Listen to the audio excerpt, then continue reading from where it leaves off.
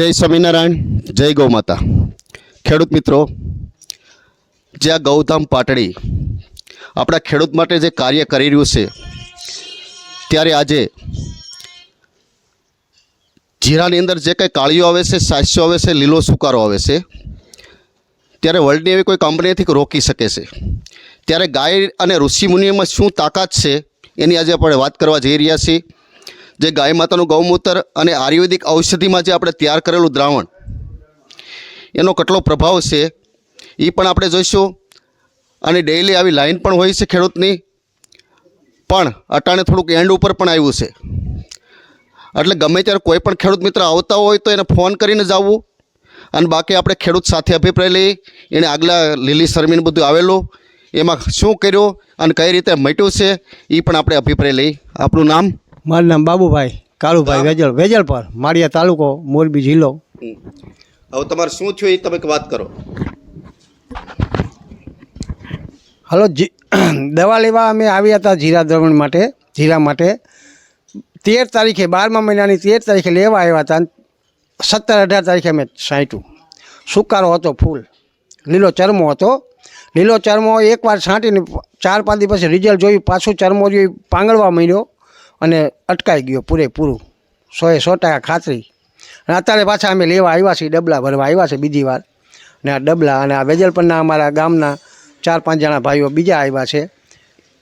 હાલે મહેશ, તમારો રોકાઈ ગયો, પણ આ તમને જાણ ક્યાંથી થઈ એની આ વસ્તુની? આ તો પહેલી વાર સાહેબની અમે લઈ ગયા, પોર લઈ ગયા હતા, એની બદલીમાં ઓણે અમે ચાલુ કરી દીધું। પોર અમે લઈ ગયા હતા 10 લીટર। ક્યાંથી થઈ? અમારા ભાઈબંધ એક લઈ ગયા હતા। એને શું પ્રશ્ન હતો? એનો પ્રશ્ન આજ હતો, ચરમીનો, લીલો ચરમા। એને ગયા વર્ષે કરેલો? હા, એને ગયા વર્ષે કરેલું, અટકાઈ ગયેલું હાવ, અને સારું રિઝલ્ટ આવ્યું। અમે આ ચાલુ થઈ ગયા। તો આપનું ગામ કયું છે ભાઈ? તમારું વેજલપર જ છે? અચ્છા, આ બીજા ખેડૂત છે, એમની સાથે ચર્ચા કરીએ।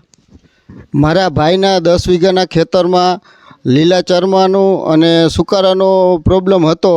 અમે પોર અમારા ગામના એક ખેડૂત રમેશ ભગત, એને આ દવાનો ઉપયોગ કર્યો હતો દ્રાવણનો, અને એને રિઝલ્ટ સારું મળ્યું હતું। એને અભિપ્રાય લઈને અમે લઈ ગયા હતા।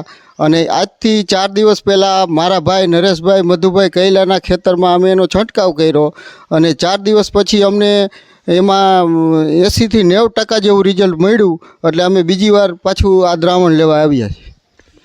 હવે તમે જે આ વર્લ્ડની કોઈ કંપનીઓ છે રાસાયણિક, તો એમાં આ છંટકાવ કરો તો રોકાઈ શકે? શું પરિસ્થિતિ છે? એમાંથી 10 વીઘાનું ખેતર હતું, એમાંથી અમે 7 ક્યારા રહ્યા, એમાં પેસ્ટિસાઇડ માર્યું હતું, અને 7 ક્યારા સિવાયના બીજા બધા ક્યારામાં અમે આ દ્રાવણ માર્યું હતું। તો એ 7 ક્યારામાં હજી અમને એવો નવો સુકારાનો પ્રોબ્લેમ છે, અને એના સિવાયનું જે પડું રહ્યું એમાં અટકાઈ ગયો। એટલે ખેડૂત મિત્રો, જે આયુર્વેદિક ઔષધિ છે એ બધી ઋષિમુનિએ બતાવેલી, એની અંદર આ સંસ્થા કાર્ય કરે છે। ત્યારે 60 પ્રકારની આયુર્વેદિક ઔષધિ વાપરે છે, અને લગભગ હિમાલયની કોઈ ઔષધિ, અમુક જે ઔષધિ છે કોઈના હાથમાં પણ નથી આવતી, બધી આ સંસ્થા દ્વારા લઈ લેવામાં આવે છે, અને એની અંદર આ દ્રાવણ તૈયાર કરવામાં આવે છે। તો આની કોસ્ટ આવતી હોય છે 250 રૂપિયા, અને ખેડૂત મિત્રોને 120માં જ આપવામાં આવે છે, બાકીનું સંસ્થા ભોગવે છે।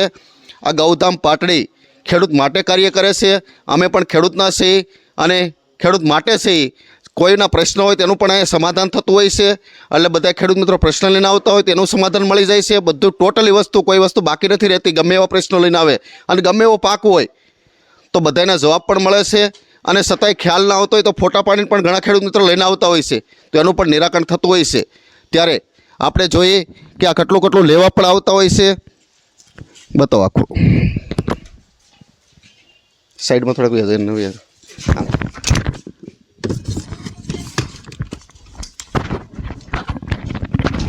જો ખેડૂત મિત્રો, આખો દિવસ આવી લાઈન હોય છે, એટલે અટાણે આ વસ્તુથી આ જે સંસ્થાએ આટલી બધું તૈયાર કર્યું હતું, પણ છતાં પણ ખલાસ થઈ ગયું છે, એન્ડ ઉપર છે અટાણે।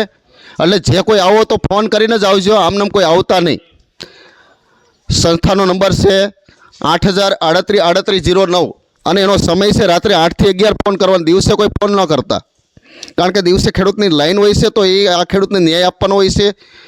તો જે કોઈ ફોન કરો તો રાત્રે 8 થી 11માં જ ફોન કરજો, એ પહેલાં કોઈ ફોન ન કરતા। જય સ્વામિનારાયણ, જય ગૌ માતા।